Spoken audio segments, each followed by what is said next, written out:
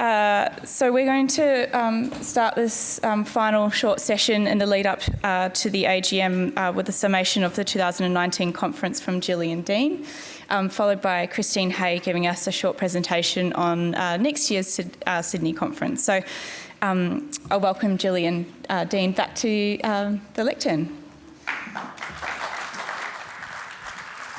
Thank you.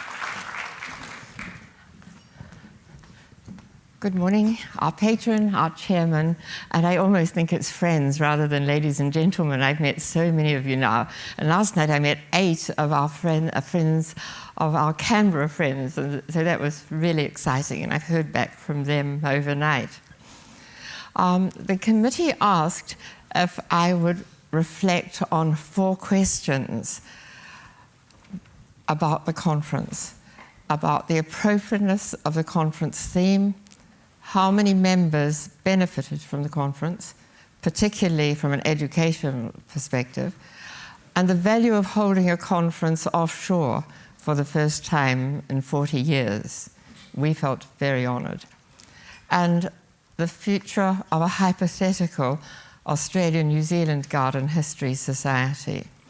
I thought I may have to leave that to other people. It's too political for me. Given the range and insightfulness of the presentations, I would think we would agree that expanding horizons was a marvellous theme for the conference.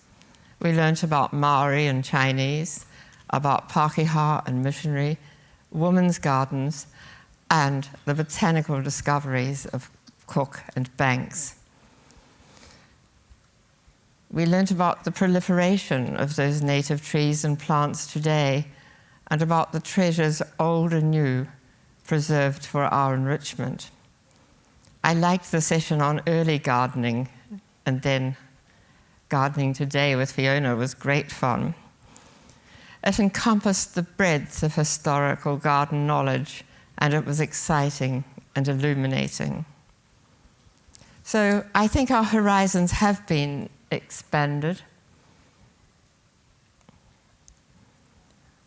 by coming to Te Papa, and we've learnt so much about the outstanding diversity and depth of our plant history. We hope the New Zealand perspective of this conference, and the first to be held outside Australia, has been enjoyable and of benefit to our Australian friends. The educational aspects of the conference have been wonderfully knowledge-enhancing. As our chairman, Richard Heathcoat, reminded us in the latest Society Journal, the AGHS must remain dedicated to promoting awareness and conservation of significant gardens and important cultural landscapes in Australia. We can't wait to come back to Australia for next year's conference that Christine's going to tell us about. Holding this 40th anniversary conference in New Zealand and promoting the discussion of people, plants, and places, to quote our chair, it was by no means diminished its fundamental role, I felt. Instead, it helped widen our thinking and our knowledge. By sharing our garden histories, I hope this enhances the role and the influence of the Society.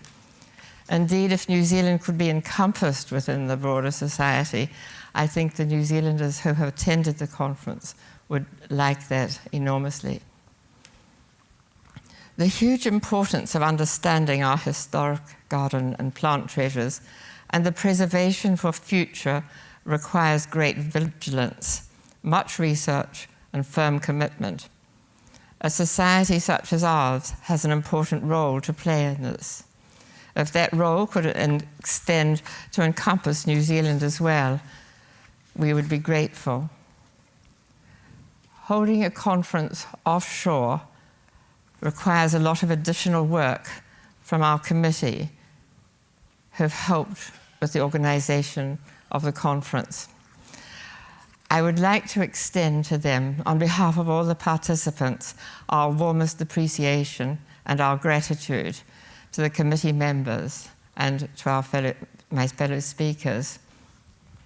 The committee is intelligent, dedicated, and like good gardeners, they make us happy and cause our souls to blossom. And Lynn and Richard, you've had the most dreadful drought, and yet you have still cared about all our souls.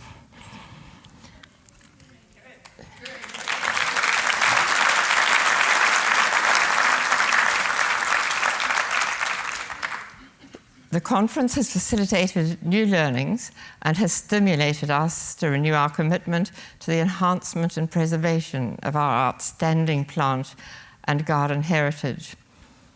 On this occasion, not just in Australia, where you normally meet, but also in New Zealand.